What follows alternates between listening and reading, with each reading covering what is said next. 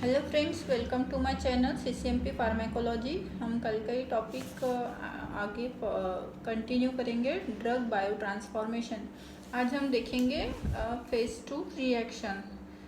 Bio transformation में phase 2 reaction में क्या आता है हमारे glucuronide conjugation, most important synthetic reaction. Compounds with alpha hydroxyl or carboxylic acid group are easily conjugated with glucuronic acid. Example aspirin and morphine. फिर उसके बाद में है acetylation, जैसे कि conjugated with acetyl coenzyme A. फिर है methylation, addition of methyl group. Glutathione conjugation, glycine conjugation, sulphate conjugation. तो फेज 2 रिएक्शन में कितने हैं? 6 है। ठीक है, उसके बाद में देखते हैं हम factors affecting drug bio transformation. Drug bio transformation that is metabolism में क्या क्या फैक्टर्स अफेक्ट करते हैं? पहला तो है एज, मतलब metabolism of drug is affected by age. In infants and children hepatic drug metabolizing system is inadequate, while in the elderly there is a reduction in the hepatic drug metabolism activity. Hence metabolism of drugs is affected at external of age, मतलब कि जो elderly person है उसमें metabolism जो है कम होगा। फिर आते हैं जेनेटिक्स के ऊपर भी बायो ट्रांसफॉर्मेशन डिपेंड करता है। जैसे the amount of isoform pattern और drug metabolising enzyme is genetically controlled. Hence, the dose of a drug to produce the same effect may vary by 4 to 6-fold among different individuals. There are some specific genetic defects which can cause changes in drug biotransformation. Genetic defect के पे भी biotransformation depend करता है। हर एक jeans पर अलग अलग उसका biotransformation मेटाबॉलिज्म हो सकता है। फिर हम देखेंगे डिजीज़। कोई अगर बीमारी है जैसे लिवर डिजीज़ है तो भी स्लो बायो ट्रांसफॉर्मेशन होगा, कम बायो ट्रांसफॉर्मेशन होगा। ठीक है, फिर bioavailability of drug having high first pass hepatic metabolism is increased due to loss of hepatocellular function. अगर हेपेटोसेल्युलर फंक्शन लॉस हुआ है, लिवर में कोई डिजीज़ है तो बायोअवेलेबिलिटी पर भी उसका इफेक्ट पड़ेगा। फर्स्ट पास मेटाबॉलिज्म उसका हाई रहेगा। Metabolism of some drugs is decreased and their dose should be reduced. Example propranolol and lignocaine. कुछ मेडिसिन का जो है, ड्रग्स का जो है मेटाबॉलिज्म डिक्रीज हो जाता है। फिर है pro drugs needing hepatic metabolism for activation are less effective and should be avoided. Example prednisolone. Pro drugs भी हमको अवॉइड करना चाहिए, उनका हेपेटिक मेटाबॉलिज्म एक्टिवेशन जो है लेस इफेक्टिव रहता है। फिर है एंजाइम इंडक्शन। एंजाइम इंडक्शन क्या है? Microsomal enzyme induction. Some drugs increase the synthesis of microsomal enzyme proteins.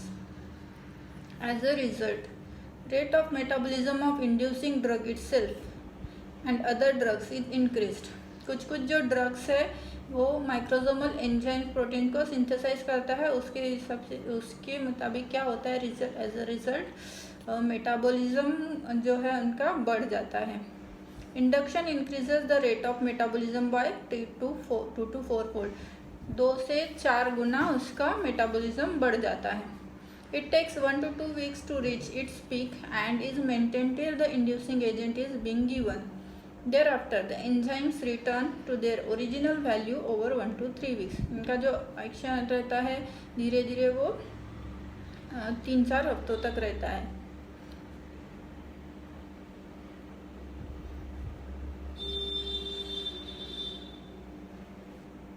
Consequences of microsomal enzyme induction. Enhanced action of drugs that are activated by metabolism. Example paracetamol toxicity occurs at lower doses in patients receiving enzyme inducers. अगर कोई patient enzyme inducers ले रहा है तो उसको paracetamol toxicity हो सकती है। फिर diminished action of drugs that are inactivated by metabolism. Example failure of contraception with oral contraceptives.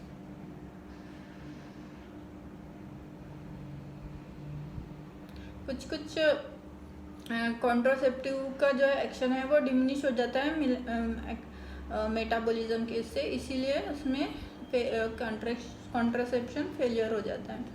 Tolerance में develop if the drug induces its own metabolism. Example carbamazepine. Intermittent use of an inducer may interfere with adjustment of dose of another drug prescribed on regular basis. Example, antihypertensive oral hypoglycemics.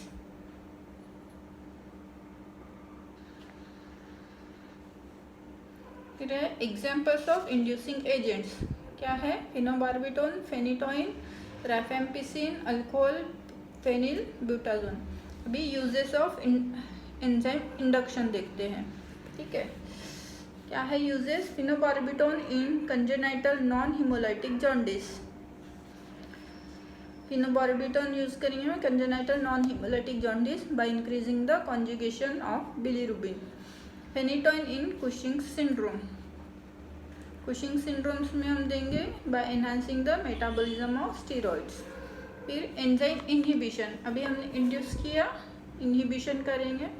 Enzyme inhibition, drug में inhibit the metabolism of co-administered drug which increases the circulating levels of slowly metabolized drug, resulting into prolongation or potentiation of its pharmacological effects. Drug can inhibit hepatic microsomal enzyme or specific enzymes like xanthine oxidase, MAO, aldehyde dehydrogenase, etc. Enzyme inhibition is rapid process and is usually reversible. ये process कैसी होती है? Enzyme inhibition की reversible होती है.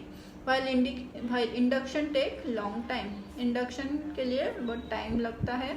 Common enzyme inhibitor drugs includes. अभी common enzyme inhibitor drugs देखेंगे हम कौन से हैं.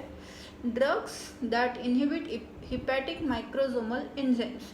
हिपैटिक माइक्रोसोमल एंजाइम को इनहिबिट करने वाले ड्रग्स कौन से हैं? Cimetidine, sodium valproate, erythromycin, verapamil, ciprofloxacin, chloramphenicol, सिप्रोफ्लोक्सेसिन and drug inhibit xanthine oxidase and allopurinol. इनको इनहिबिट करते हैं. माओ में कौन से है? MAO example tranyl, cypromate and antidepressant. Aldehyde dehydrogenase का एग्जाम्पल है disulfiram and metronidazole. Acetyl cholinesterase का इकोथियोफेट.